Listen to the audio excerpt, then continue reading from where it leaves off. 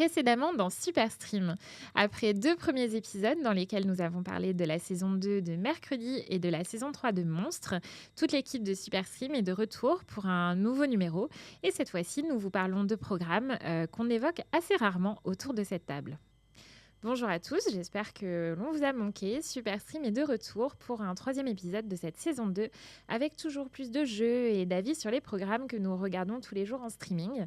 Alors ce mois-ci, on a eu envie de mettre un coup de projecteur sur des programmes dont on vous parle quand même un peu moins souvent ici.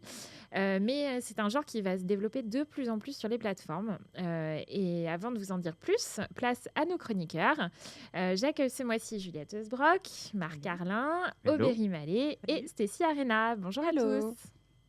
Et on va commencer tout de suite ce numéro par la première partie de notre jeu L'appel à un ami.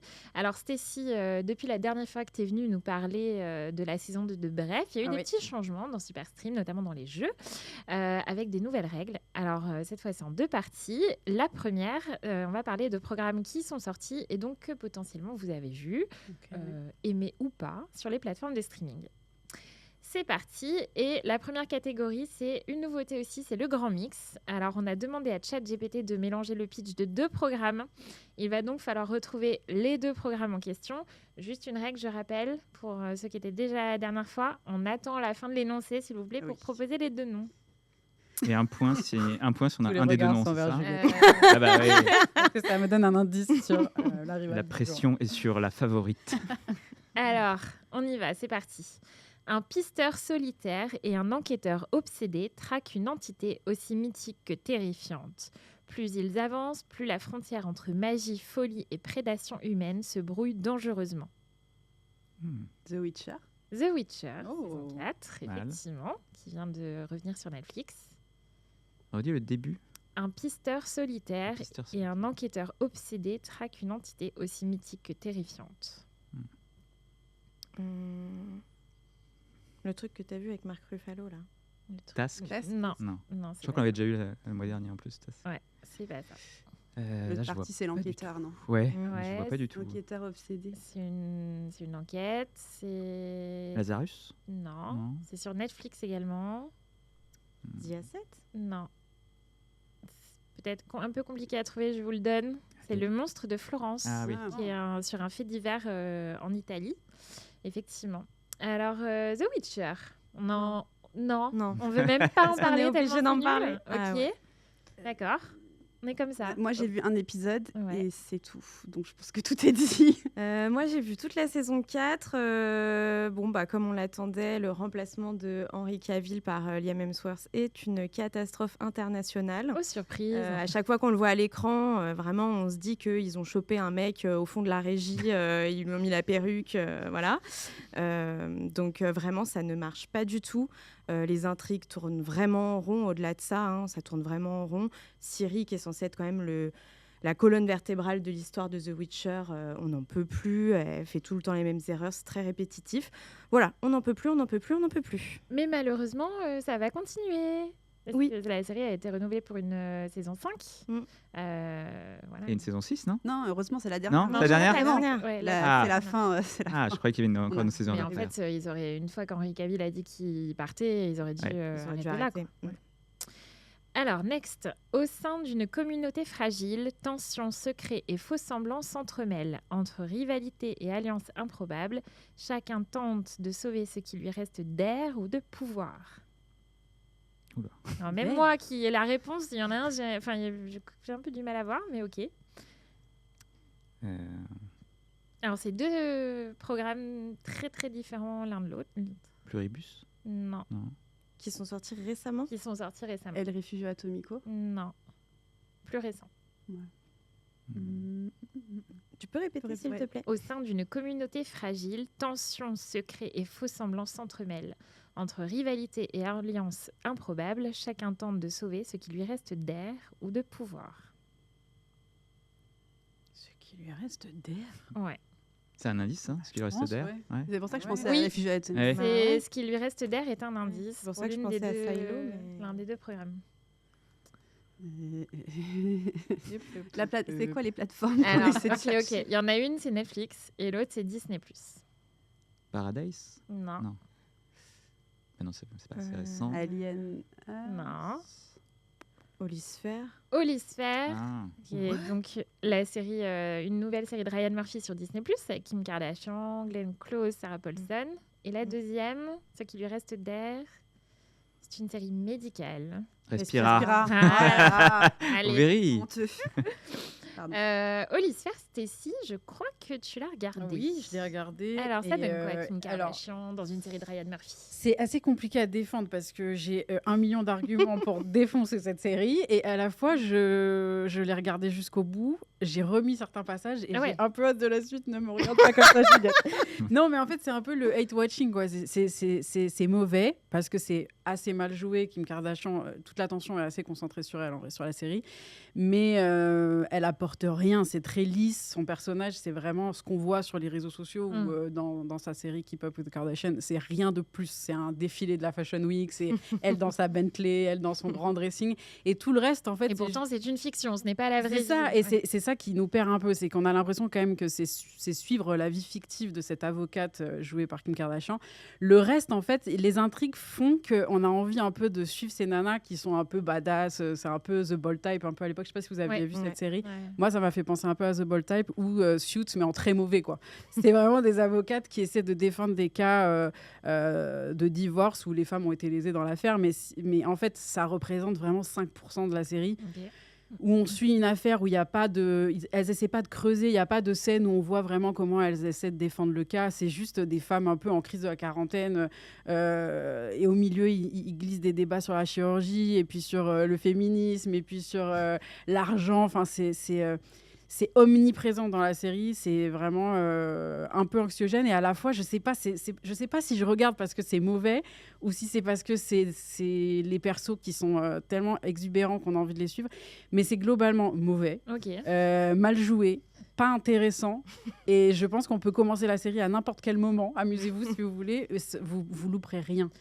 Mais je vois, juste une parenthèse, je ne vois pas le rapport avec la phrase que tu as donnée. C'est ChatGPT qui fait un mix des deux séries. Voilà, faut pas trop... Parce qu'on manquait d'air aussi quand on regarde. D'accord, ouais, ok. Je me suis dit peut-être... Juliette, j'ai eu quand même l'impression effectivement que tu jugeais un peu Stécie sur le côté, elle est allée jusqu'au bout. Oui, alors moi de toute façon, je ne suis pas du tout cliente de ce genre de série, donc j'allais pas du tout regarder. Mais en fait, les critiques sont tellement mauvaises. Je crois qu'il y a des gros médias américains qui ont dit que c'était une honte pour l'histoire de la série télévisée. Enfin, voilà, on est vraiment sur une grosse vautrade. Alors, le côté ce qu'il reste d'air, c'était plutôt effectivement Respira. Ribéry, Respira saison 2, série médicale espagnole de Netflix. Ça donne écoutez, à l'image de la saison 1, réussi pour ce qu'on en attend. Je trouvais que c'était toujours très intéressant sur le système hospitalier, la privatisation. Et après, voilà... Il y a des personnages attachants, des petits triangles amoureux, tout ce qu'on aime dans une série médicale réussie. Donc, c'est pas la meilleure série médicale de tous les temps, clairement, mais ça se regarde super bien et on passe un bon moment, même s'il y a des scènes d'opération un peu... Ouais, à un moment, j'ai regardé, je n'aurais pas dû regarder en mangeant, par exemple, mais c'était une erreur de ma part. Alors, next, dans une ville rongée par ses propres fantômes, une explosion réveille des secrets qu'on croyait enterrés. Entre renaissance, vengeance et détonation du passé, personne ne sortira indemne. Ça, Bienvenue à Derry ? Non. Alors, explosion, il y a un truc, j'imagine. House of Dynamite ? House of Dynamite, donc le film de Catherine Bigelow sur Netflix. Et le deuxième programme, une ville rongée par ses propres fantômes. C'est pas ça, ouais, je pensais à ça. Ouais, non, c'est pour ça que je pensais à Bienvenue à Derry, ouais. Ça aurait pu. J'aurais tant de pluribus. Je crois que quelqu'un l'a mentionné tout à l'heure. Ah. Qu'est-ce qu'on a dit tout à l'heure ? L'IA7. Non. Si on ne se rappelle pas de ce qu'on a dit il y a 5 minutes, ça va être long. Oh là là. Non. Allez, c'est Lazarus, la série originale de Harlan Coben sur Prime Video cette fois, non pas sur Netflix. Allez, on commence par House of Dynamite. Marc ? Oui, tout à fait. Moi, j'ai plutôt aimé. Alors, le film est quand même assez déconcertant, notamment sur la fin, qui laisse un peu beaucoup de gens en plan, que je ne reverrai pas du coup pour les gens qui ne l'ont pas vu. Mais voilà, c'est assez étonnant. Pour le reste, je trouve que c'est quand même assez intéressant. Cette multiplication des points de vue dans le film est vraiment quelque chose d'intéressant. Ça rapporte de la richesse, je trouve. C'est très bien joué. Voilà. Et effectivement, il y a un truc très immersif. En fait, on est tout de suite dans les salles de crise, les différentes salles de crise de l'armée américaine, à la Maison Blanche ou ailleurs, et de façon extrêmement directe. C'est-à-dire qu'en gros, il n'y a pas d'intro. On est directement dans le cœur du sujet.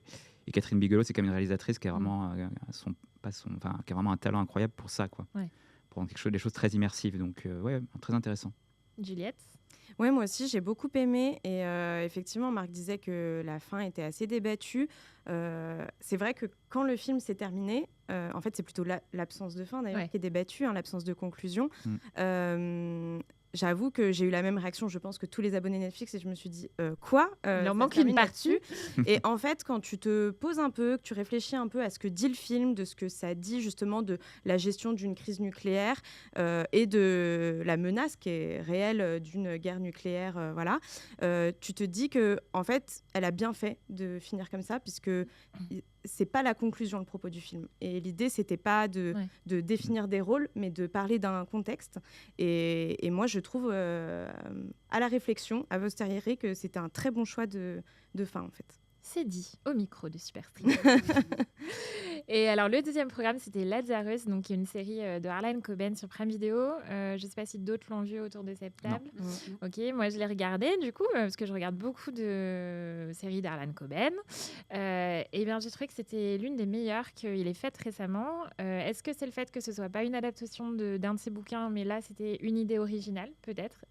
Ça peut peut-être s'expliquer par ça. Voilà, c'est une histoire c'est un thriller comme d'habitude, mais auquel il mêle du surnaturel, ce qui est assez étonnant dans ses fictions, avec Sam Claflin qui incarne un psychiatre qui cherche à comprendre pourquoi son père s'est suicidé, et puis qui commence à voir des fantômes, en fait, des fantômes de patients de son père, et qui va essayer de détricoter, oh là là, c'est dur à dire tout ça. C'était vraiment bien, fin assez scotchante aussi, pour le coup, dans un autre registre.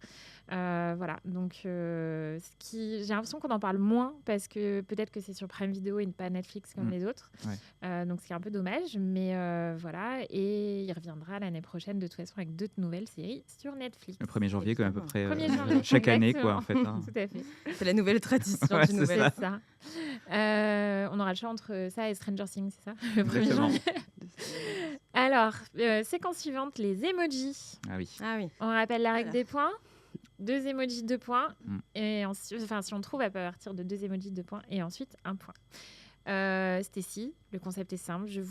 J'essaye de vous décrire des emojis. Tu montres des emojis. Non, je les décris. Alors, elle les dessine sur son ardoise. Il faut m'excuser, c'est pas facile. Ah oui, d'accord. Et donc, il faut retrouver le programme dont on parle. Alors, emoji micro.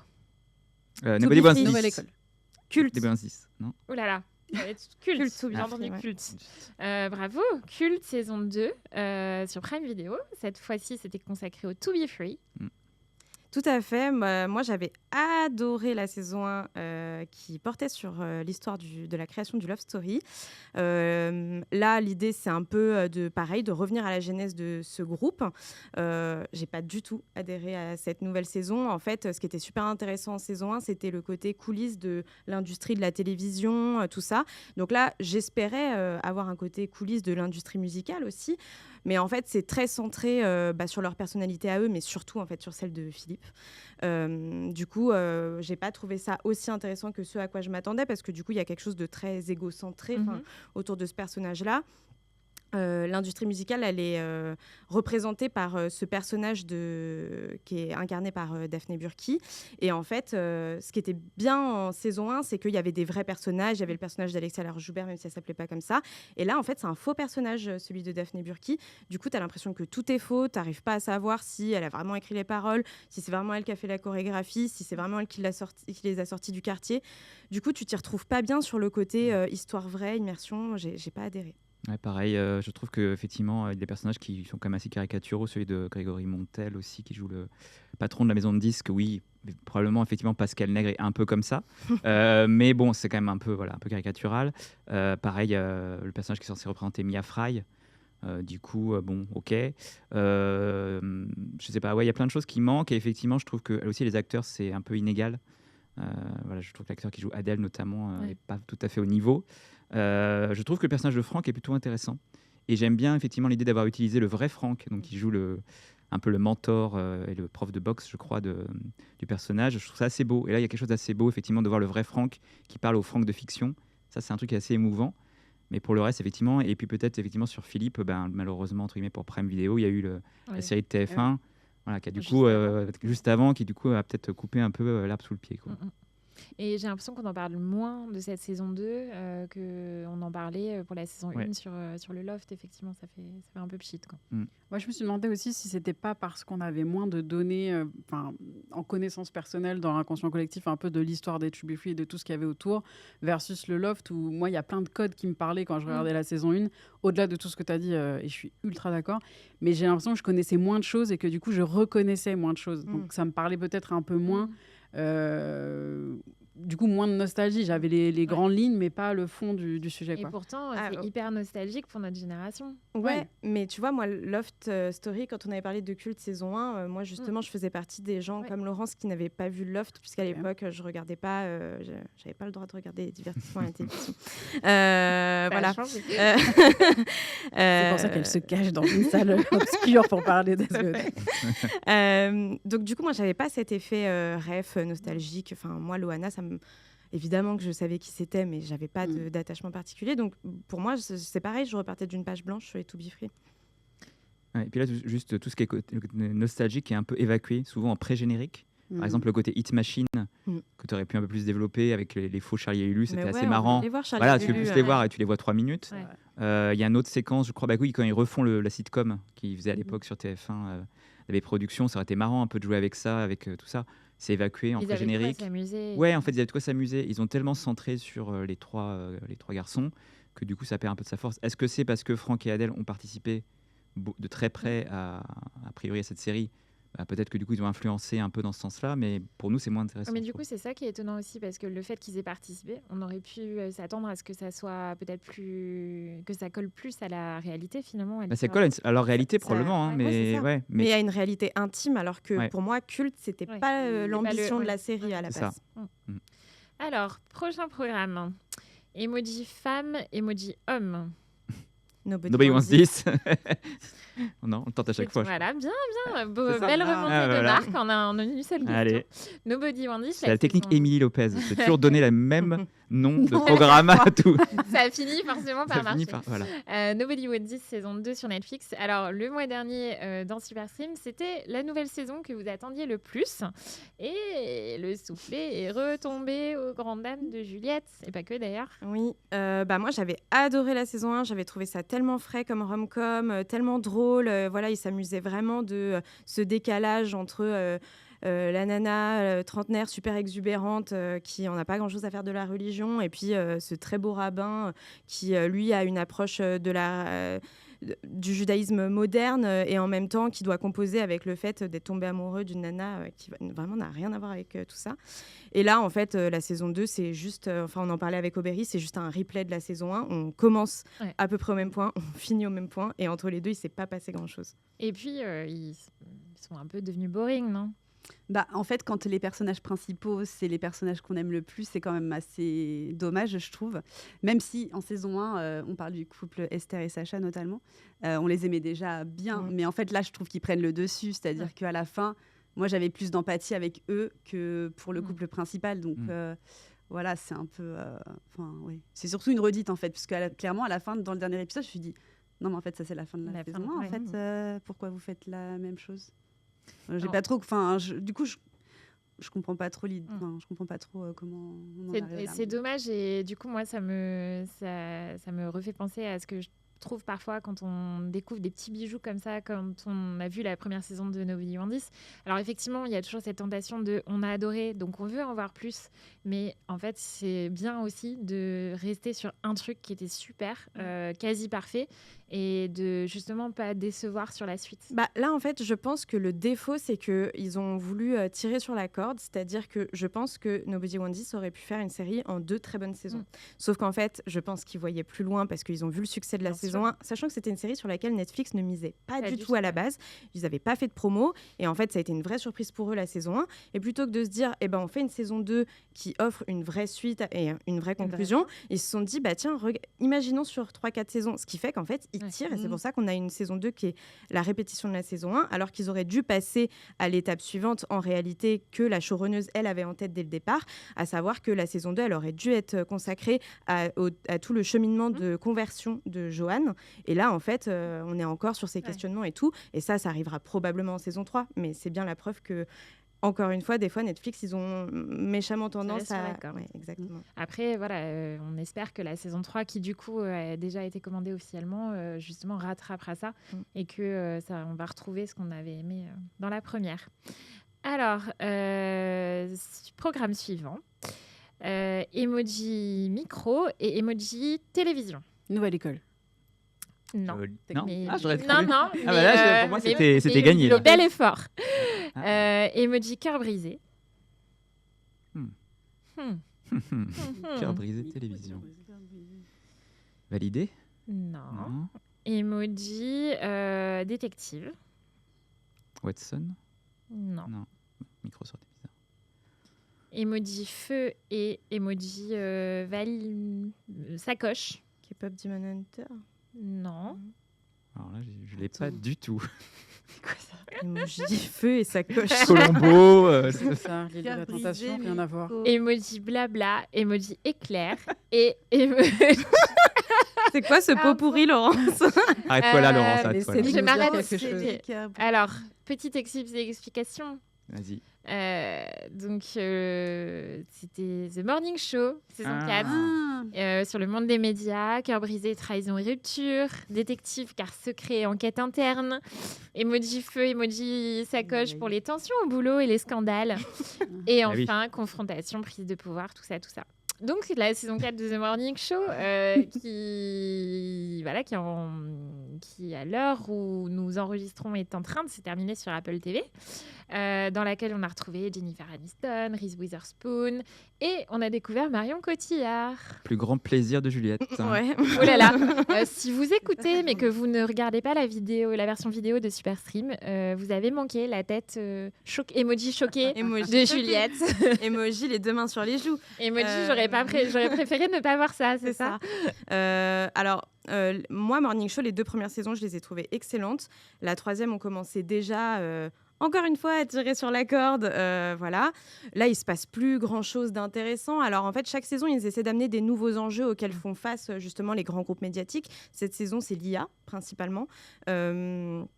Mais en fait, ils n'en font pas grand-chose. C'est vraiment un truc de fond. Pareil, ils introduisent sur les Jeux Olympiques de Paris, puisque c'est quand même une série qui est censée suivre les grandes actualités. Et ils avaient très bien traité le Covid. Là, les JO, bon, bah, vraiment, c'est un prétexte pour qu'il y ait du drama. On tourne vraiment au soap-opéra, ce qui est vraiment dommage. Il y en avait, ça avait toujours été un peu comme ça, mais d'oser de façon à ce que ce qui prime, ce soit vraiment quand même le propos de fond. Là, c'est vraiment du soap-opéra. Et alors, en la matière, Marion Cotillard, vraiment, c'est une très bonne actrice de soap opéra, mais du coup, une très mauvaise actrice. Bien sûr qu'elle serait ravie d'entendre ça. Mais Non, mais probablement pas. Mais en fait, mais moi, c'est le même problème à chaque fois que je la vois dans des fictions étrangères. En fait, je ne sais pas si c'est un problème de direction du réalisateur, mais elle est toujours en surjeu. Et paradoxalement, elle joue presque un peu mieux en anglais qu'en français. Mais toutes les scènes où elle parle en français, c'est catastrophique. On est sur un surjeu terrible. Et en anglais, j'ai l'impression qu'elle s'enferme vraiment dans quelque chose de très français, très parisien. Et, après, mais je pense du que coup, pour le coup, c'est sans doute ce qu'on lui a demandé aussi avec mais ce probablement, personnage, mais je du coup, pense. c'est très répétitif d'autres choses qu'elle a déjà proposées. Voilà, moi, je m'ennuie, vraiment. Alors moi, je pense que j'étais dans une position différente de la tienne parce que j'avais raté la saison précédente. Donc j'avais bien aimé les premières saisons de Morning Show, j'en ai loupé une et du coup je me suis remise dedans avec celle-là et j'ai retrouvé quand même du plaisir, le plaisir que j'avais quand on a découvert la série. Et il y a des intrigues quand même qui m'ont intéressée. Alors je trouve que Reese Witherspoon, elle est très très effacée cette saison. Je sais pas s'il y a eu un problème d'emploi du temps, elle a moins pu tourner, j'en sais rien, mais on la voit moins et puis toujours un peu pareil. Jennifer Aniston, c'est pas non plus le personnage qui m'intéresse le plus, mais par contre j'ai bien aimé l'intrigue autour de Stella que j'ai un peu redécouverte aussi. J'ai bien aimé aussi la relation, le fait qu'on voit les parents de certains personnages, qui expliquent aussi beaucoup de choses sur ces personnages en question. Donc voilà, plutôt... et aussi le personnage de Chris, que je n'avais pas vu du coup, parce que je n'avais pas vu la saison 3, qui défend aussi une intrigue assez émouvante. Donc, voilà, quand même pas tout acheté. Voilà. Et c'est la fin de cette première partie du jeu. Premier rappel des points à ce stade. Stécie, je suis désolée, mais Non, mais c'est pas grave, hein. voilà, Merci de l'accueil en tout tu cas. te rattraperas sur la deuxième partie. Aubery, 1 point. Marc, 2 points. Et Juliette, 4. Elle n'a pas perdu la main. Et il est temps de passer au grand débrief de ce mois-ci qui est consacré à LOL in Real Life, mais pas seulement. Alors c'est vrai que dans Superstream, on vous parle plutôt de films, de séries, parfois de documentaires sur des faits divers sordides. Mais c'est assez rare quand même qu'on parle d'émissions de divertissement. Et pourtant, vous l'avez sans doute remarqué, il y en a de plus en plus sur les plateformes de streaming, notamment ces derniers temps. On a l'impression que les plateformes se mettent finalement à faire les mêmes recettes qui marchent à la télévision, télé-réalité, télé-crochet, émissions de dating. Alors, ce mois-ci, après plusieurs saisons de LOL qui ressort, Philippe Lachaud revient avec un spin-off sur Prime Video. Ça s'appelle LOL in Real Life, LOL dans la vraie vie. Et ça sort le 21 novembre sur Prime. Donc le concept, on a des célébrités qui vont tenter de récolter le maximum de rire pour ensuite offrir, s'ils gagnent, leur gain à une association. Ils se trouvent dans un lieu public, en l'occurrence c'est un aéroport, et le tout est censé être filmé en caméra cachée. Alors voilà, on va débattre de ce nouveau concept, ce spin-off de LOL. Si vous deviez donner une note sur 5 à LOL in Real Life, ce serait quoi? Ça a changé. Ouais, Bah, ça, ça a changé. Ouais, mais on fait des petites surprises. Sur 5. Ouais, sur 5. 5. Peut-être juste préciser qu'au moment où on enregistre ce podcast, on a vu les 2 premiers épisodes. C'est vrai. Pas tout vu. Pas Donc, tout vu, voilà. c'est vrai. Ça influence un peu peut-être notre note. J'ai pas écrit très grand même. J'hésite.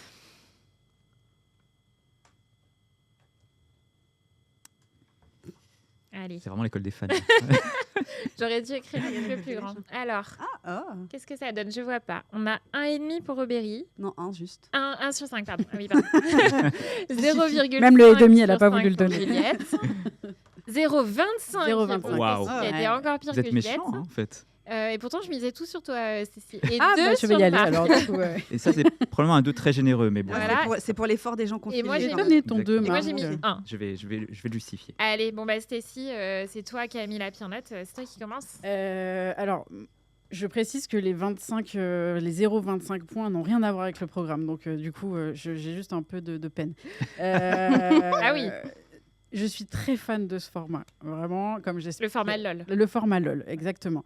J'ai regardé plusieurs fois chacune des saisons. C'est un programme que je regarde quand je veux m'endormir, quand je m'ennuie. Ah ouais. Donc, je connais très bien LOL et je le regarde fréquemment parce que j'adore ce format. Déjà, la promesse de LOL in Real Life, j'y croyais pas, mais je me suis dit, bon, ils peuvent pas saccager ce concept. Eh ben si, pour moi, ils ont complètement saccagé le concept, c'est-à-dire que je comprends pas. Mais vraiment, j'ai passé les 2 épisodes à me dire, mais pourquoi ils ont fait ça? C'est-à-dire que ça ne fonctionne pas. Tout ce que j'aimais dans les saisons d'avant n'y est pas. C'est simple, c'est-à-dire le fait de les voir résister au rire entre eux n'y est plus, du coup, puisqu'ils doivent faire rire les autres. Le côté confiné dans un espace clos, LOL à la base c'est un huis clos comique, quoi. Là c'est fini, on est dans un aéroport, donc il y a 500 personnes autour, donc même ça marche plus. Les cartes Joker qui moi me faisaient mourir de rire, pour l'instant en tout cas dans les 2 premiers épisodes. Il y a une carte Joker, mais c'est pas vraiment, ça fonctionne pas. Et puis surtout, je parle même pas du casting parce que pour moi il y a un gros problème là-dessus aussi. Mais Alors, le casting, parce que du coup, j'ai pas Voilà. donné les noms. On a donc Dubosc. Franck Dubosc, Michou, Paola Locatelli, Clara Luciani et Redouane Bougueraba. Voilà, donc beaucoup plus restreint du coup l'équipe. Mais ça aurait pu quand même le faire. C'est pas parce qu'ils sont 5 que ça marche pas, mais le choix des personnalités déjà entre elles, je trouve que ça matche pas. Le 0,25, il est pour Franck Dubosc, je vous avoue, parce que j'adore cet acteur. Ah bon? Alors, Alors vraiment, là, j'aurais pas parlé. Voilà. J'étais en train de gagner du respect et là, d'un coup, tout s'est cassé la figure. Non, parce que j'ai de la tendresse pour cet acteur et que je sens qu'au moment du tournage, il avait vraiment envie de le faire, il avait vraiment envie d'essayer. ah bon? C'est de pire en pire. D'accord, ah ouais. ok. Mais en fait, j'ai eu l'impression qu'il avait vraiment envie de trouver des blagues et de jouer le jeu, en tout cas. Moi, Là je me où suis les demandé, autres, j'ai l'impression qu'ils se demandaient ce qu'ils pourquoi faisaient là, et un Oui. peu la question qu'on se Un pose peu en perdu. regardant. Quoi. Mais alors, je suis d'accord, on sent qu'il se demande ce qu'il fout là. Et à la fois, j'ai l'impression qu'il essaye un peu quand même de sauver son honneur, quoi. Tu vois. Donc, moi, je trouve que ça ressemble à une mauvaise vidéo YouTube, une vidéo YouTube ratée. Et pas convaincue du tout. Alors, on va passer d'un extrême à l'autre. Marc, tu as mis 2, Ouais, qui est alors, la meilleure note autour de c'est cette pour l'an table. parce que C'est je suis presque trop- la moyenne. Je suis presque trop généreux parce qu'à mon avis, ça vaut plutôt 1. Mais en vrai, ce que je Il voulais retourne sa sauver. veste. Non, mais je voulais sauver. Alors, moi, je suis à l'inverse de Cécile, je suis pas spécialement fan de ce format. Donc, j'ai pas la nostalgie vraiment de genre le LOL des bonnes saisons parce qu'en fait, en vrai, c'est pas un format qui m'intéresse tant que ça. Mais ce que je trouvais intéressant dans cette côté in a real life, c'est le côté se confronter au monde extérieur. Je trouve ça plutôt intéressant et ça peut produire des choses intéressantes. Et en fait, sur les 2 points que j'ai donnés, qui sont effectivement très généreux, je pense qu'il y a au moins un point pour Clara Luciani parce que en fait, j'aime bien ce truc où elle cherche pas la vanne, Ouais. elle cherche à se confronter aux gens et à créer des situations soit de malaise, soit de rire, soit de juste de rien. Mais en fait, d'un coup, il se passe quelque chose parce que elle crée des situations. Et ça, c'est intéressant. Pour Et je trouve quelqu'un qui n'est pas du tout, qui est pas du qu'on tout une connaît humoriste, pas, voilà, dans le c'est côté ça. comique et humour. Et je trouve que moi, sa carte Joker, je trouvais ça plutôt rigolo. Moi, la chanson m'a fait plutôt rire. Ouais, moi aussi. Et- T'aimes pas les mentales. Non, mais enfin, vraiment, moi, factuellement, je me suis cachée quoi. Sous mon plaid, et j'étais vraiment très cringée. Mais Oui, tu oui, trouves pas c'est très cringe. qu'elle est elle-même gênée Oui, de oui. devoir vivre ce moment? Je suis d'accord, mais du coup, Ouais, ça mais crée un ça truc. se Mais elle lit, sort genre, un peu de ce. Voilà, son- du coup, ça crée un truc. Oh. En fait, moi, la vanne pour la vanne, ça me fatigue. En fait, Redouane Bougueraba, Ouais, il ça. est bon. Redouane Bougueraba, Ouais. il est bon. Mais en fait, c'est de la vanne pour la vanne. Et c'est vraiment un truc de limite de rue qui, moi, me parle assez peu, en fait. Alors que elle, je trouve qu'elle a un truc où elle amène, effectivement, je suis d'accord, un malaise, limite. Mais à la limite, comme on peut aimer dans certaines séries, voilà, type The Office, ou ce genre de choses, Ouais. en fait. Tu vois, on se rapproche de ça, C'est ça. c'est-à-dire Et un humour puis, du malaise. Et puis, alors moi, je suis d'accord avec toi. Le point que j'ai donné, ce serait surtout pour elle. Je trouve qu'il faut quand même un certain courage. Tout à fait. Justement, quand on s'appelle pas Redouane Bougueraba et qu'on n'est pas comique de métier, etc., C'est ça. pour y aller et avoir quand même vachement d'autodérision, je trouve. C'est ça. Et après, j'aime bien aussi, effectivement, le côté. Tout d'un coup, le fait de se confronter à d'autres gens, ça les perd un peu dans ce qu'ils avaient prévu de faire, quoi. D'un coup, il y a un groupe, il y en a un qui dit ah merde, il est en train de gagner des points avec le groupe, je vais y aller aussi. Donc voilà. Donc c'est vraiment que pour ça. Pour le reste, c'est quand même effectivement plein de fois. Il y a plein de moments où c'est pas très drôle. Il y a Paola Locatelli quand même qui quand même fait perdre au moins 2 points, je pense, à cette émission parce que c'est une catastrophe. Ouais, c'est une catastrophe. Elle est perdue. Enfin, elle est perdue dans l'aéroport, quoi. Vraiment, elle vogue comme ça. On a l'impression qu'elle regarde. Si toi, tu la vois dans le plan, et tu te dis mais qu'est-ce qu'elle fait là En plus, on la voit souvent en Mais oui. second plan. Et tu la vois finalement. C'est vrai pas qu'elle pour cherche elle les a- parents. La petite Paola est attendue. Il y a une séquence où elle est assise sur le banc et on Oui, se oui. dit, ben, en fait, juste elle attend Ouais. que ça se finisse. Quoi. Et du boss, moi, quand même, j'ai trouvé ça un petit peu gênant, mais pas dans le bon sens. C'est-à-dire vraiment, je le Oui. trouvais un peu genre perdu aussi Ouais. en essayant de faire des vannes un peu à la papa, des selfies, Bah, etc. finalement, t'as l'impression que dans les 2 premiers épisodes, son seul ressort, c'est de faire des selfies avec les gens. C'est ça, c'est ça. Et d'essayer de mettre des blagues au moment des C'est selfies. ça. Et Michou, je trouve qu'il y a un truc sympa. Enfin, Michou, il a un côté un peu Plus naturel. ouais, naturel. Je sais pas, le truc au début, là, quand il part avec sa valise qui va dans tous les sens, qu'est-ce qu'il fout Et ça m'a un peu fait rire. Et lui, on sent que c'est un exercice qu'il connaît. En ouais, fait, c'est le ça. Côté, Il est plus à l'aise. Voilà, il est Ouais. avec des anonymes, des inconnus, et il doit faire une séquence. Et lui, c'est son, enfin, je veux dire, c'est un peu sa spécialité. Mm. Quoi. Ouais. Les tournages, ils les font souvent IRL justement sur YouTube. Donc lui, on le sent très à l'aise, mais j'ai pas l'impression qu'il est dans LOL, quoi. Ouais, Ouais, c'est il est vrai, un peu comme c'est vrai. dans une T'as raison, vidéo. dans une vidéo YouTube, t'as Voilà, raison. c'est ça. Ouais, ça, c'est vrai. Mais c'est vrai que c'est un concept extérieur de LOL en fait. Enfin, c'est presque. Enfin, c'est totalement différent. Justement, le public autour amène ça. Et c'est vrai que moi, voilà, j'ai mis 1. Bon, j'ai pas beaucoup rigolé non plus. Pour tous les techniciens qui ont travaillé, les gens qui ont monté cette émission, Qui ont j'ai mis 1. souffert. Non, mais par contre, je suis d'accord pour Clara Luciani, je trouve ça super intéressant. Et justement, ouais, avoir le courage de le faire. En fait, c'est peut-être de ça que manque Paola Locatelli, c'est d'un Ouais. peu d'autodérision et de second degré sur elle-même. Et c'est sûr que Redouane Bougueraba, il a pris un groupe et il fait Ouais. 2 blagues à la seconde. Il fait un et stand-up, voilà, hein. voilà. Ouais, c'est ça. Donc Après, voilà. c'est drôle quand il fait le commandant. Oui. Quand il prend le Quand il micro, prend le je veux micro, dire, Ouais. c'est quand même drôle. Juliette, est-ce que toi aussi, tu t'es cachée sous ta couette comme Stécie? Oui, parce que moi d'ailleurs, je pensais que tu allais nous demander un mot pour décrire et j'allais te bah, mettre ouais. cringe slash gênant. En fait, je vais pas répéter tout ce que tout le monde a dit parce que je suis très d'accord avec tout le monde. Je rajouterais juste que en plus, je trouve que ce qui ne marche pas, c'est qu'on ne croit pas Oui. au côté in real life, ce qui est tout à fait paradoxal. Caméra cachée. Exactement. On te dit, bon, bah là, c'est LOL dans la vraie vie. Les caméras, elles ont été cachées à l'insu du personnel, à l'insu des passagers. Et du coup, bah, l'effet immersion, c'est censé être ça la nouveauté. Mais en fait, tu ne crois pas du tout à tout ça. Tu as l'impression que c'est fabriqué. Tu te dis, c'est pas possible que le personnel soit pas au courant. La sécurité, à quel moment il voit Michou courir dans tous les sens et lui dit pas, oh mon gars, qu'est-ce que tu fais? Enfin, Ouais. tu vois, il y a plein de scènes où tu te dis. En fait, le problème, c'est vraiment l'explication de départ. Parce que l'émission commence, on te dit, ils ont tout caché de tout le monde, de la sécurité, du personnel. Et ça, tu sais Ça, que c'est pas possible, c'est un aéroport. Ouais. Donc déjà, peut-être que l'endroit de l'aéroport A été mal choisi. était mal choisi. Alors oui, ce qui est pratique, c'est que les gens, ils attendent longtemps les vols. Donc du coup, tu as le temps d'installer peut-être des blagues sur le plus long terme avec les gens. Mais tout ce côté-là fabriqué, ça fait que tu ne crois pas un seul instant au côté in real life. Et à partir de là, ça crée un espèce de paradoxe où tu es en permanence en double lecture en disant, mais il y a forcément une grande partie qui est mise en scène, quoi. Ouais, bien Et puis les gens, évidemment qu'au bout d'un moment, ils ont compris que c'était une émission qui était en train de tourner. Quand elle arrive pour chanter son fromage féministe pendant Oui. 5 minutes, évidemment qu'ils savent qu'il y a quelque chose qui est en train de se tourner. Quand tu as 3 personnes, que tu as Redouane, Franck oui, et bien Clara qui sont tous les 3 en train de se clasher au milieu de l'aéroport, évidemment que les passagers, ils savent que là, en fait, il est en train de se jouer quelque chose et qu'il y a probablement des caméras. Donc, du coup, tout ça, ça crée une distance avec le concept qui fait que, en plus de tout ce qu'on a déjà énoncé, qui est déjà très gênant, et bah ça, en plus, t'es vraiment en mode, mais c'est faux, c'est fabriqué. Et contrairement, justement, à LOL original, où le huis clos, bah, en fait, c'est établi. On sait que tous, ils ont des accessoires, qu'il y a plein de trucs factices. Mais une fois que le pitch est honnête, bah, à partir de là, tu l'achètes. Et puis les codes sont, même par rapport à Philippe Lachaud, moi, je veux dire, ça me sort déjà que j'y étais pas, mais ça me sort direct du concept dans le sens d'un coup tu le vois dans sa cabine en train d'appuyer sur son Avec ses bouton boutons rouge. quoi, qui sont faux. Et voilà, Dis, c'est j'ai ça. les mêmes à Noël. Oui, mais tu crois presque sur les LOL d'avant, parce que même si tu te doutes bien que c'est pas comme ça, mais il est à quelques mètres finalement avec le fameux couloir. Là, tu te dis attends, le gars, il est à Paris, je sais pas où. Tu vois, ça, je sais pas, ça prend pas. Je me suis Ouais, posé une clairement, question, je me suis demandé est-ce que ça aurait mieux fonctionné avec des gens moins connus. Complètement. Parce qu'en fait, là, le problème, c'est ça aussi, c'est-à-dire qu'en fait, les gens les reconnaissent tout de suite. Ouais. Donc, il y a un truc, comme disait Juliette, de bah oui, évidemment, s'ils sont là, c'est pas pour attendre leur avion et faire des blagues aux gens en attendant, tu vois.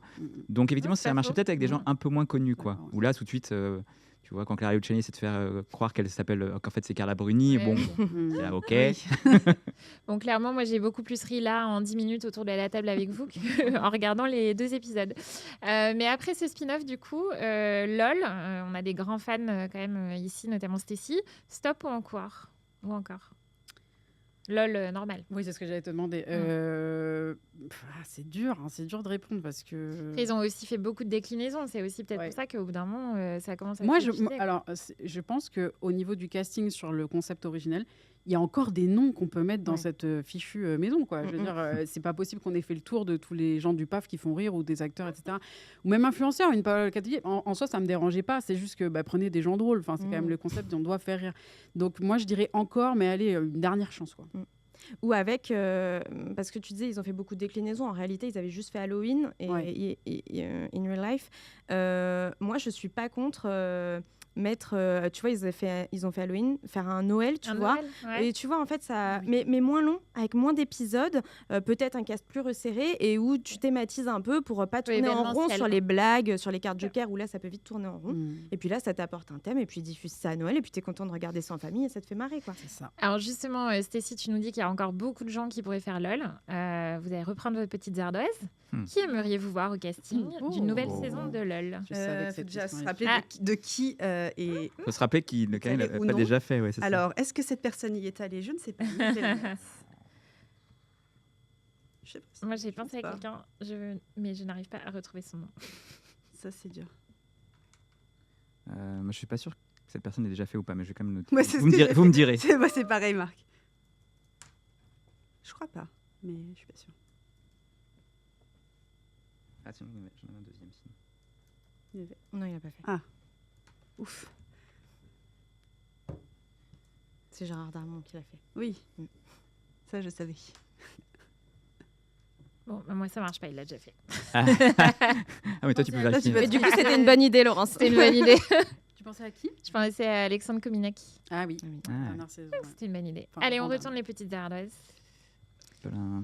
Alors, je vois Alain Chabat pour Aubéry, Camille Combal pour Juliette. Elle a déjà fait. Bon, voilà. Bon. Alors, sinon, j'avais Émeric Ouais. Lompré. Elle s'était fait éliminer en premier. Ah, c'est vrai. Ah ouais, mais c'est Pourtant, vrai. j'adorais. Euh, Sinon, j'ai Émeric Lompré. Donc. Ok. Et François Civil? François Civil, ouais, pour Ok. moi. J'y ai pensé aussi à François Civil. Très bien. Bah écoute, Ouais. peut-être que Philippe Lachaud nous entendra et ça lui donnera des idées.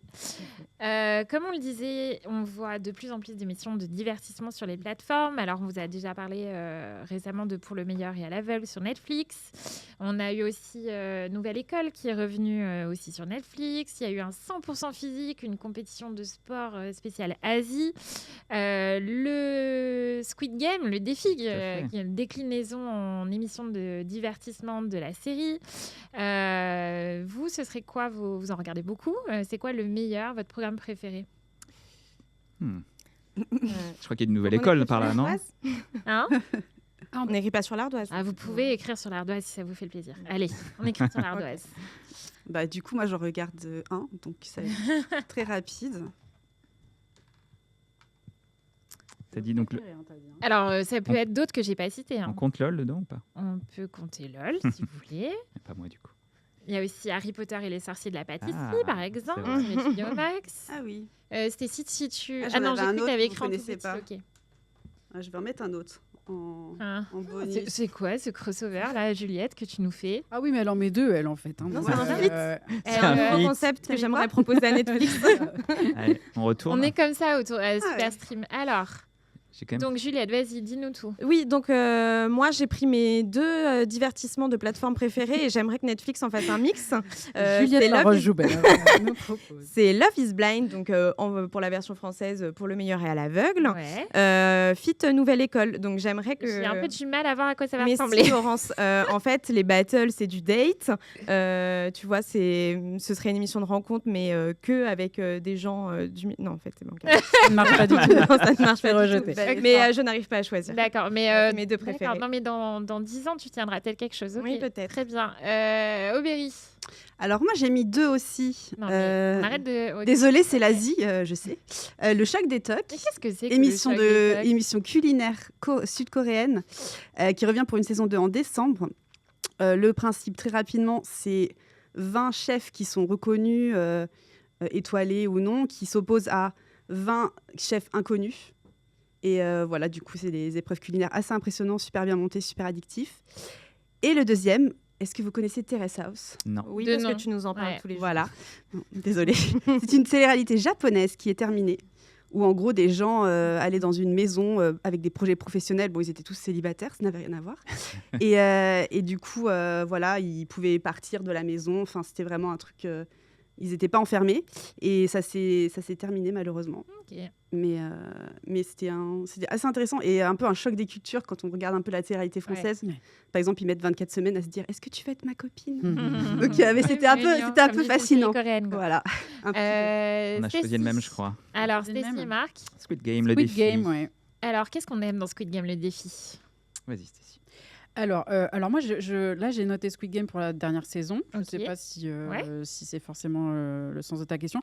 En tout cas, moi, là, je suis à fond dedans. Donc, peut-être que je manque un peu de recul. Mais je trouve que, honnêtement, il y a quasiment aucun programme de divertissement de Netflix que je n'ai pas regardé. Parce que Ouais, vraiment, mais t'en j'adore regardes ça. beaucoup. Au dépit de tout le reste que je regarde quasiment pas.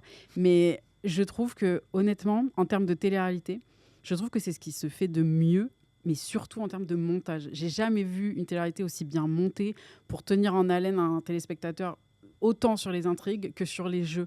La prod, déjà, on la connaît, Squid Game, ne serait-ce que visuellement, c'est incroyable. Ouais, c'est vrai. Mais là, ils se sont encore renouvelés sur les jeux. Franchement, je n'arrivais pas à éteindre ma télé, vraiment. Tant on est sur l'attachement des personnages et ils ont cette spécialité pour nous les arracher d'une minute à l'autre. Mais les jeux cette année, je ne sais pas si tu es d'accord avec moi, Marc. Alors, mais j'ai c'est- commencé juste, mais là où je suis d'accord avec toi, c'est sur la prod. Je trouve qu'en termes de Prod est prod, c'est folle. impressionnant. Mm, mm. Je me suis dit, mais c'est dans les vrais décors de la série, c'est pas possible parce que c'est tellement parfait. Alors, par contre, les personnages, je t'avoue que moi j'avais un peu envie de tuer la moitié quand même, dès le Ouais. début, parce qu'il y en a quand même qui sont très énervants.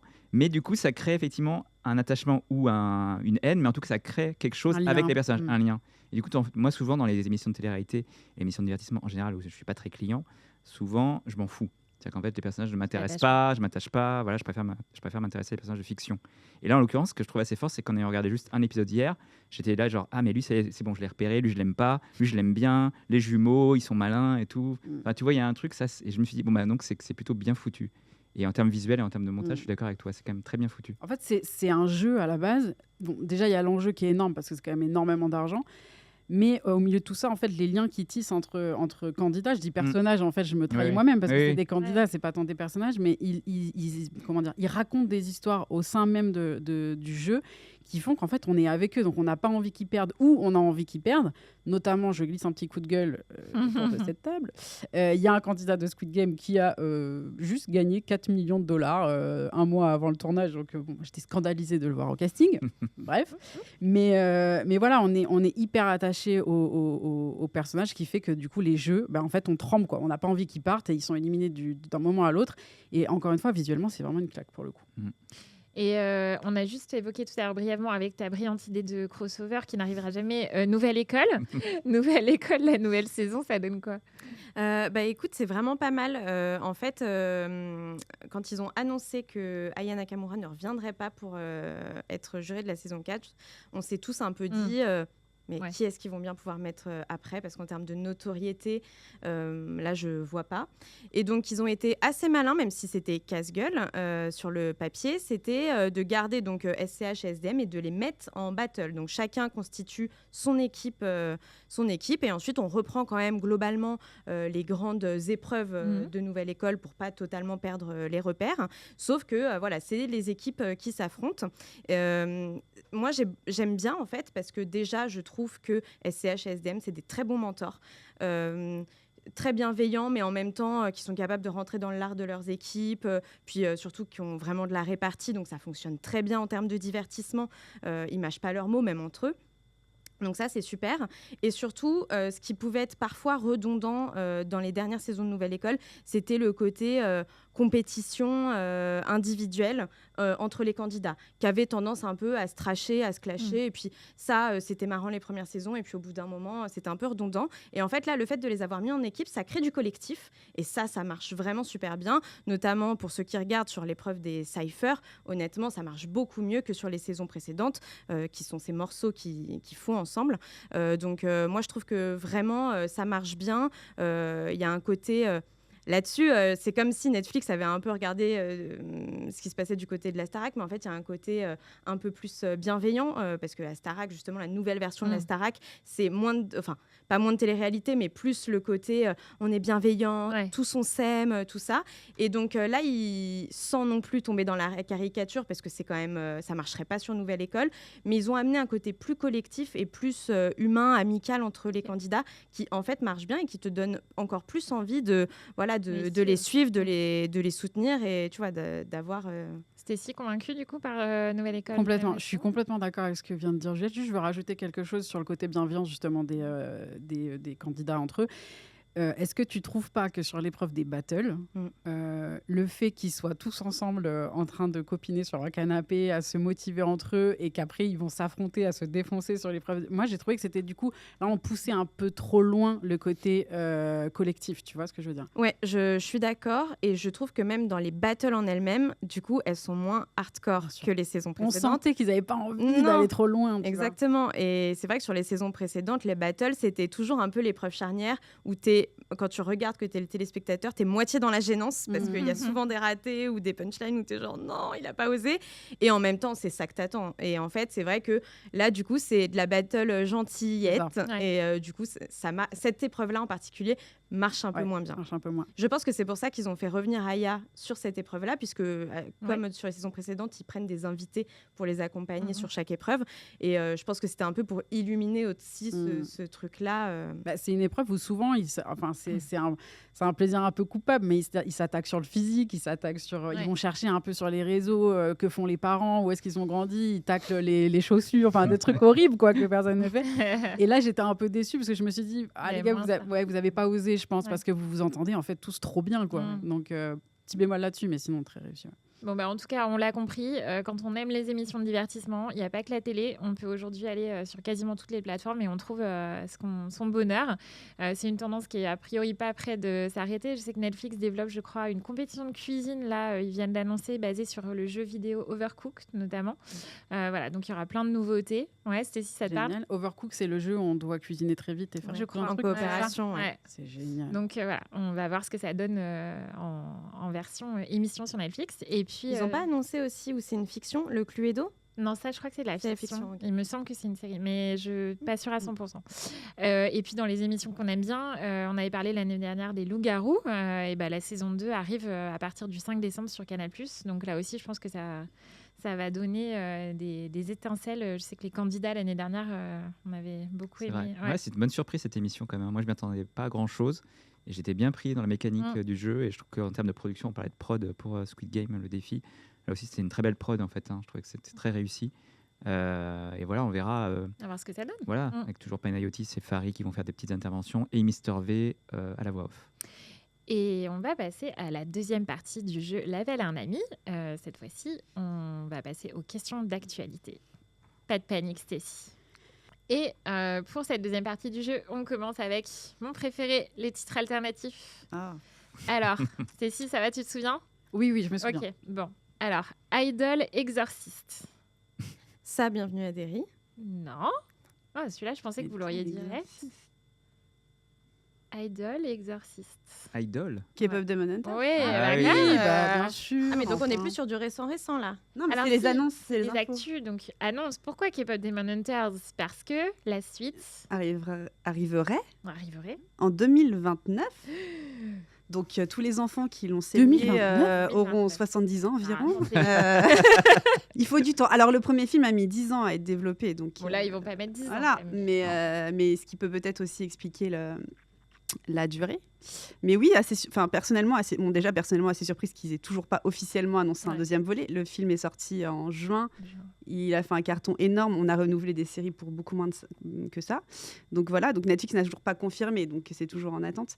Mais après, voilà, est-ce qu'on préfère attendre plusieurs années, avoir un film de qualité ou avoir une saison 2 de Nobody Wants This? Voilà, tout est Voilà, dit. tout est dit. Mais c'est un peu, vraiment, ça n'a rien à voir, mais c'est un peu comme Euphoria. Je trouve que les délais entre chaque saison, il se passe quoi? Vous avez Ouais, des alors, il y a réponses? eu, Moi, il y a eu la je suis une grève- invitée aujourd'hui. Il y a eu la grève des acteurs et des scénaristes il y a beaucoup retardé. 2 ans pour Euphoria, donc il a retardé tout ça. Et puis après, je pense aussi les emplois du temps chargés de Zendaya et Jacob Elordi, et même Sydney Sweeney qui tourne beaucoup. Mais là, c'est tourné normalement, c'est bon. Tu vas l'avoir en 2026. Mhm. Très bien. Alors, next, Chimie fatale.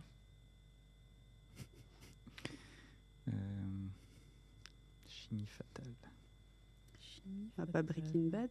Breaking Bad, bah oui. tout à fait. Bah oui. Bah oui. Pourquoi Oh. bah oui, Non, Marc? tu le dis. Bah oui, ici, chimie fatale. Alors, bah pourquoi oui. on parle de Breaking Bad? On parle de sa nouvelle série du créateur, c'est ça, de Vince Gilligan. Pluribus, Tout à fait. qui cartonne dans plein de pays, à peine lancé sur Apple TV. Et Vince Gilligan, du coup, a pu compter sur le soutien des anciens acteurs de Breaking Bad, dont Bryan Cranston, Aaron Paul, tout ça, qui ont fait une vidéo de promo de sa nouvelle série Pluribus. Marc, je sais que tu as commencé à regarder. Tout à fait, j'ai vu les 2 premiers épisodes. C'est assez intriguant, c'est assez intéressant. Je ne sais pas encore bien ce que j'en pense pour l'instant, mais du coup, c'est plutôt bon signe, parce que du coup, ça ne me donne pas toutes les clés tout de suite. Donc, le pitch, en gros, c'est qu'il y a un virus qui rend les gens inexplicablement heureux. Mais heureux dans le sens vraiment gênant du terme, c'est-à-dire beaucoup trop bienveillant et beaucoup trop sympathique. Beaucoup trop LOL et Nouvelle École. Ouais, c'est ça, mais je pense encore un niveau après. Et du coup, il reste quelques personnes qui ont été immunisées, dont une personne très très cynique, qui est donc notre héroïne, qui est une romancière qui fait des bouquins un peu à la Outlander. Voilà, parce qu'il y a même une petite blague par rapport à Diana Gabaldon. Donc voilà, donc c'est assez à la fois drôle, cynique et en même temps un peu inquiétant par moments. Et voilà, il y a toujours ce pitch, effectivement, cette promesse très forte qui est c'est quoi ce virus, pourquoi les gens sont comme ça, et comment ça va se passer ensuite, quoi. Donc voilà. Alors, prochain programme, L'amour à travers le temps. Outlander. Voilà. Ça, je l'attendais. Elle je était l'attendais. dans les starting Alors, Je l'attendais dans blocks, ce quiz. Je l'attendais dans ce Elle quiz. savait qu'on allait le placer quelque oui. part. Eh Parce oui. que Te connaissant, Laurence. effectivement, c'est mon défi personnel de placer Outlander dans chaque épisode de Super Sim. Puisque la date de sortie de la saison 8 est enfin tombée. Ce sera le 6 mars, à partir du 6 mars 2026, pour dire adieu à Claire et Jamie. Laurence est déjà en train de se préparer Ouais. psychologiquement. Ouais, ça va être On va super. faire un épisode spécial d'ailleurs. Ah sur bah la oui, ça c'est... Il va falloir qu'on le rattrape toutes les saisons. Pour le Oui, plus bien grand sûr. bonheur de Marc Ouais. et de Juliette. On espère que cette fin sera à la hauteur de la dernière saison. La dernière saison était assez réussie, la La 6 sept, un peu moins. Mais je pense qu'il y a quand même pas mal de choses à explorer, savoir quelle fin ils vont choisir, sachant que le dernier roman n'est pas sorti, donc ils n'ont pas ça pour se baser. Même si je pense que Diana Gabaldon a donné des indices au showrunner, donc très, Très, très hâte. 6 mars. Alors, next, l'homme qui défia la mort. Oula. Espion à l'ancienne. Non.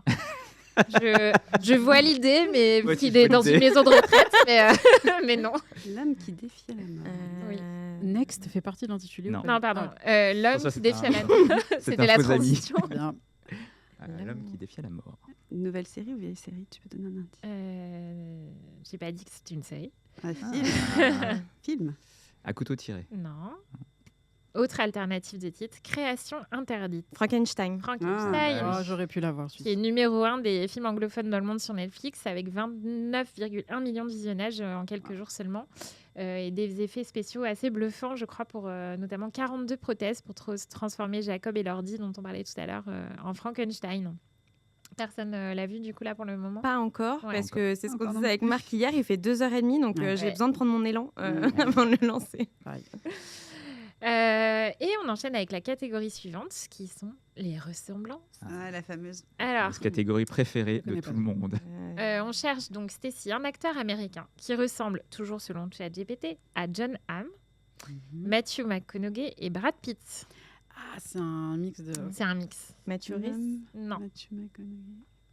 Matthew McFadden. Non. C'est tous les Matthew. Ce n'est pas un Matthew. C'est pas un Matthew. Ah, Ce n'est pas d'accord. un Matthew. Alors, sorry. Matthew McConaughey, Brad Pitt et John Hamm. un beau gosse, quoi, en fait. Hein. Ouais, un Hein beau gosse. Ouais. Un beau gosse. On voit qu'il y a un projet bientôt qui va sortir, quoi. Un Ouais, beau gosse c'est ça. qu'il a depuis longtemps, qui nous a parlé de ce qu'a fait un mea culpa sur sa coupe mulet il n'y a pas longtemps, je crois, Hein ces derniers jours. Chad Michael Murray. Non. Non. Non. Coupe mulet. Ouais.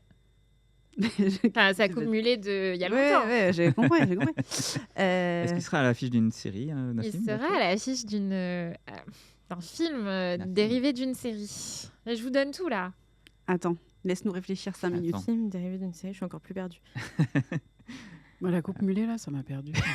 Mais Américain, t'as dit. what else? Ah, Ah, George George Clooney. Clooney. Oh là là. Ouais. En Mais fait, j'allais te Un point pour tout le J'ai- monde. J'allais te J'ai- dire George Clooney. J'ai cru. Et en la fait, coupe tu m'as mulet dit mais que t'as- coupe mulet. J'ai fait bon, bah ça peut C'est- pas être George. Si, c'est vrai, dans les années 80, effectivement, Eh ouais, il ouais, avait une belle coupe mulet. Ouais. Et donc George Clooney, effectivement, qui fera une apparition au casting du film Ah oui, 10% Je l'avais de pas. Netflix, dérivé de la série de France 2.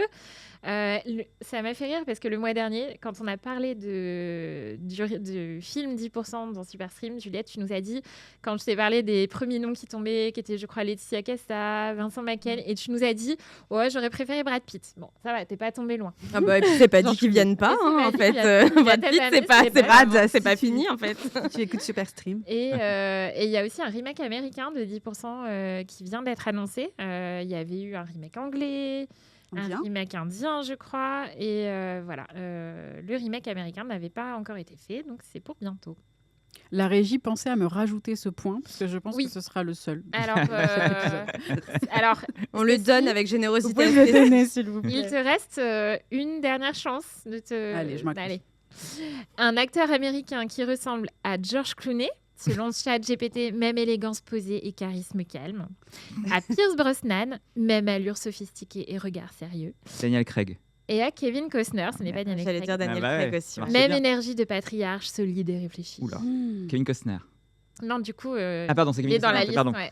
c'est sur Attends, Yellowstone. ah oui, Donc, qui il avait ressemble à fait ça. George Clooney, Pierce Brosnan et, Kevin Kevin Costner. Costner. Euh, Donc ce n'est pas un premier, Oui. enfin un jeune quoi. C'est pas un jeu.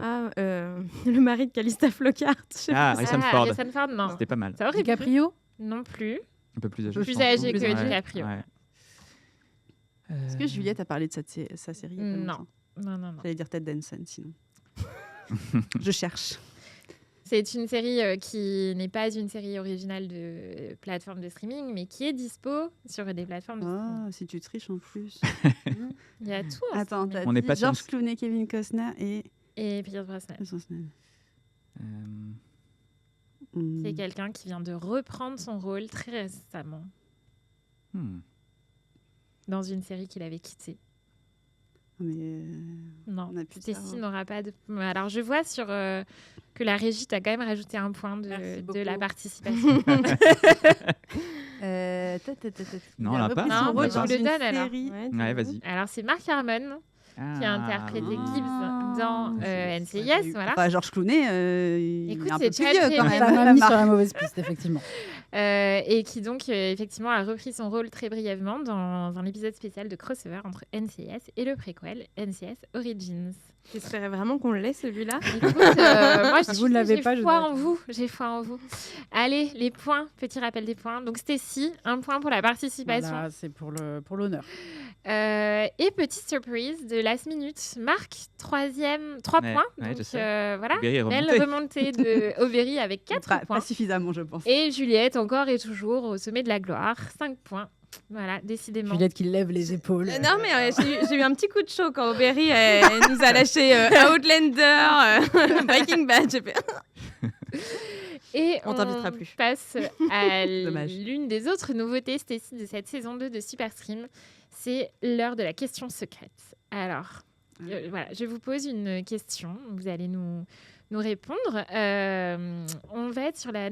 Voilà, comme NCIS, ce n'est pas un programme original de streaming, c'est des films qui sont disponibles sur les plateformes de streaming.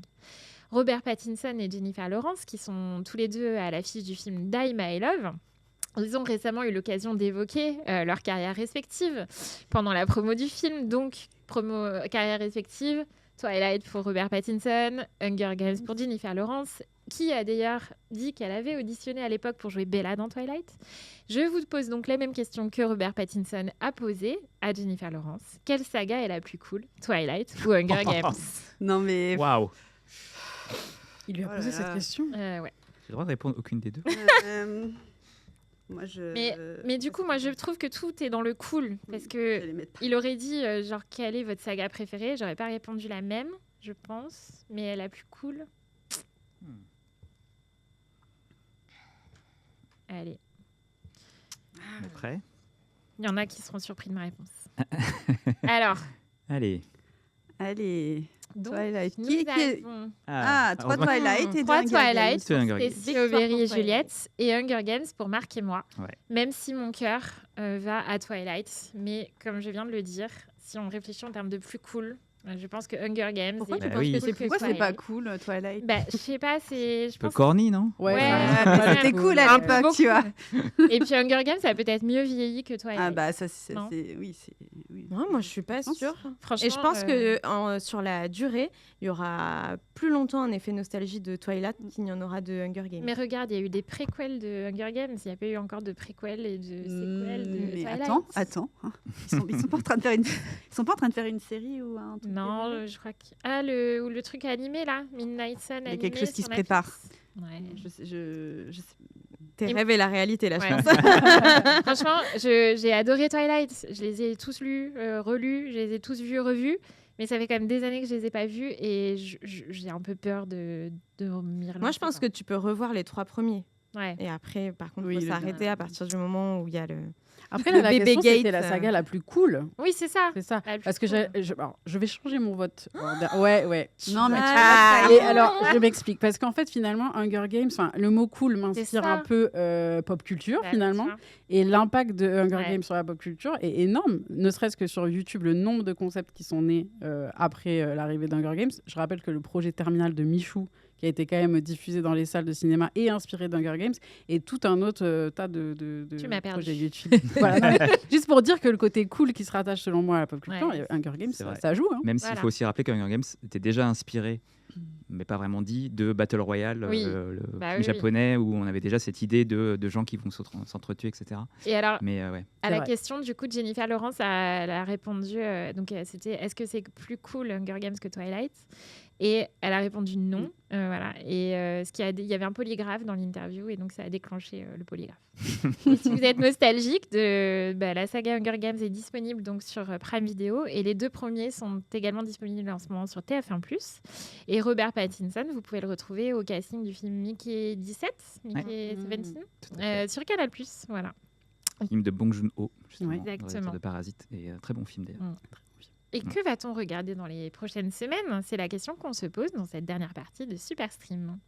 Puisque comme chaque mois, avant de se quitter, on jette un coup d'œil sur le calendrier, les prochaines sorties des plateformes de streaming. Vous allez reprendre votre petite ardoise pour me donner dans un premier temps.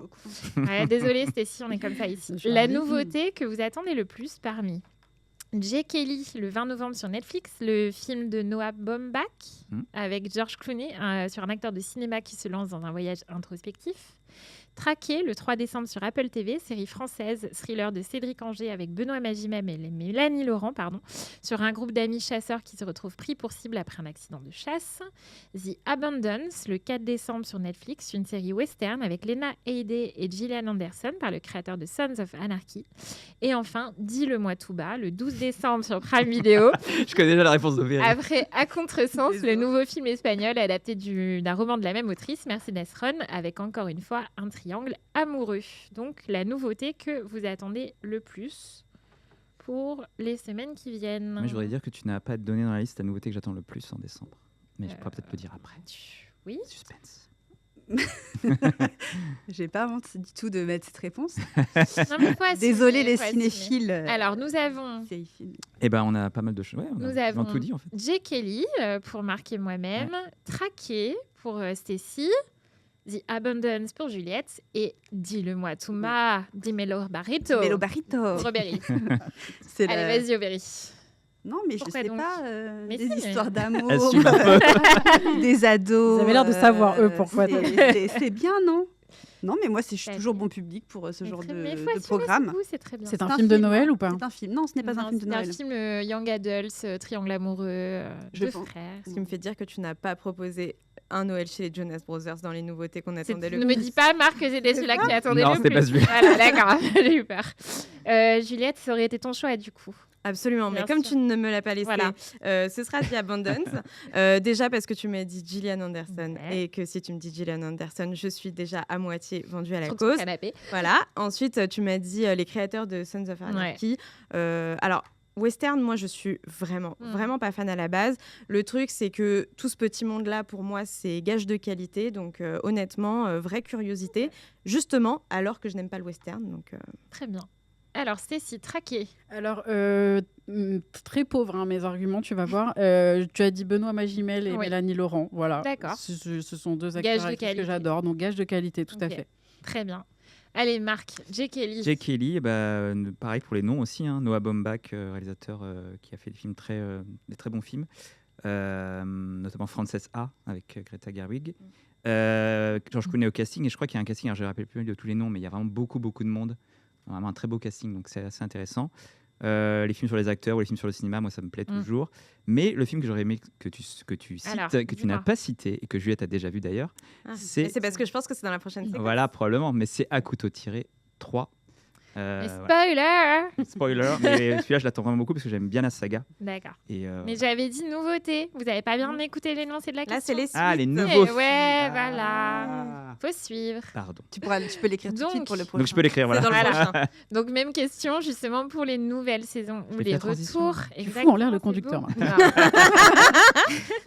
Laquelle attendez-vous le plus parmi donc la saison 3 de Validé le 17 novembre sur Canal+, la saison 5 de Stranger Things à partir du 27 novembre qui sera en 3 parties sur Oh là là. Netflix, les Loups-Garous saison 2 Ah à ouais. partir du 5 décembre sur Canal+, Pax Massilia saison 2 le 9 décembre sur Netflix, la série d'Olivier Marchal qui revient.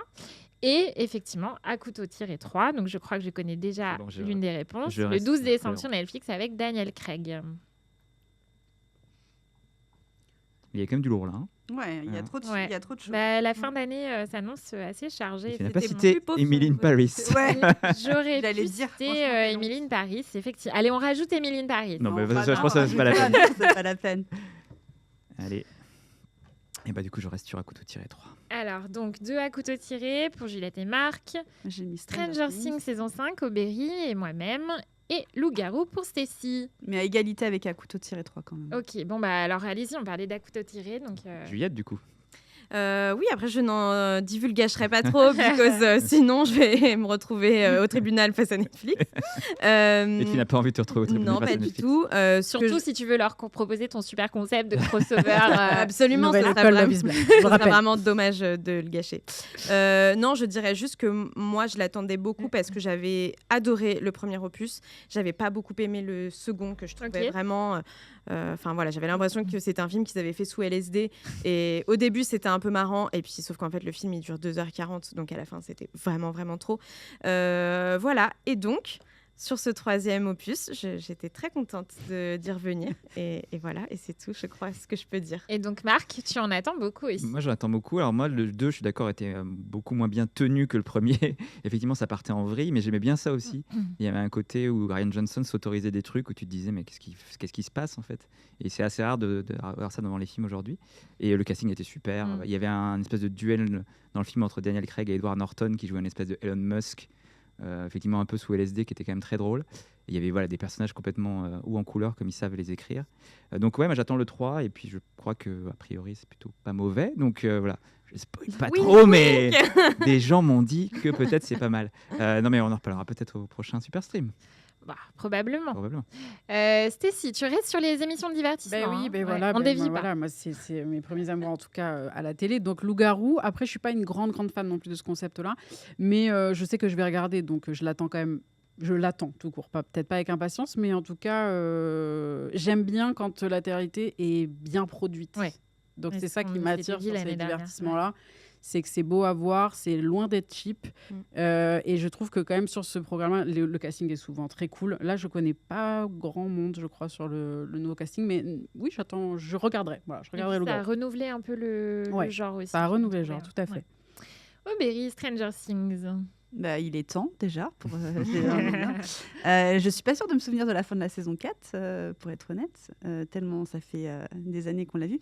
Non, j'ai hâte, j'ai un peu peur aussi de savoir comment ils vont conclure. Pas très fan du calendrier de diffusion de cette série, mais bon, voilà, vu que ce sera en 3 parties, d'abord le 27 novembre, ensuite le 26 décembre, joyeux Noël, et le 1er janvier. Bonne année. À 2h du matin d'ailleurs, si vous êtes vraiment très impatient, il faut une spéciale programmation. Avec un final pour lequel, visiblement, il n'aurait pas fallu rajouter beaucoup plus de rush pour arriver à la durée de À couteau tiré 2. Ouais, c'est ce que j'allais dire aussi, c'est ça un peu qui m'interroge, la durée des épisodes. Non, mais après, j'ose espérer qu'avec tout le temps qu'ils ont eu pour la préparer, elle sera de qualité.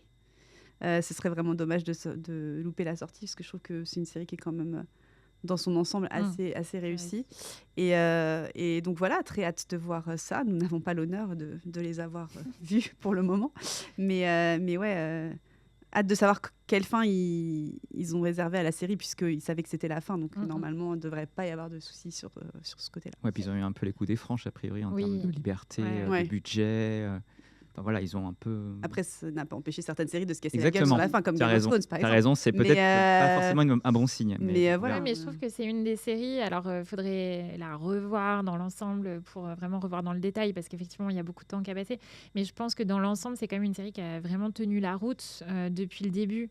Il n'y a quand même pas eu trop de sorties de route, justement. Donc, moi, je leur fais assez confiance pour finir bien, les choses bien, quoi. Et je crois que justement pour le final, l'un des acteurs a dit, Noah Schnapp, qui joue le rôle de Will, a déclaré que les acteurs ne verraient pas l'épisode final avant sa diffusion. Donc a priori, ils auront la surprise. Bon, eux, ils savent ce qu'ils ont tourné. Oui. Mais ils ont peut-être fait des fins alternatives. Mais la surprise du montage, c'est possible. Comme certaines. Et on en parlera bien sûr plus longtemps dans le prochain épisode de Super Stream. Entre-temps, on aura effectivement vu la première partie de ces adieux de Stranger Things. Et puis, on aura aussi vu plein de films de Noël, n'est-ce pas, Marc? Avec plaisir, évidemment. Un ex pour Noël, le Noël chez Jonas Brothers. Vive le vol d'hiver. Vive le vol d'hiver, My Secret Santa. On adore ces titres. Un grand merci à nos auditeurs et à nos chroniqueurs du jour, Stécie, Aubery, Juliette et Marc.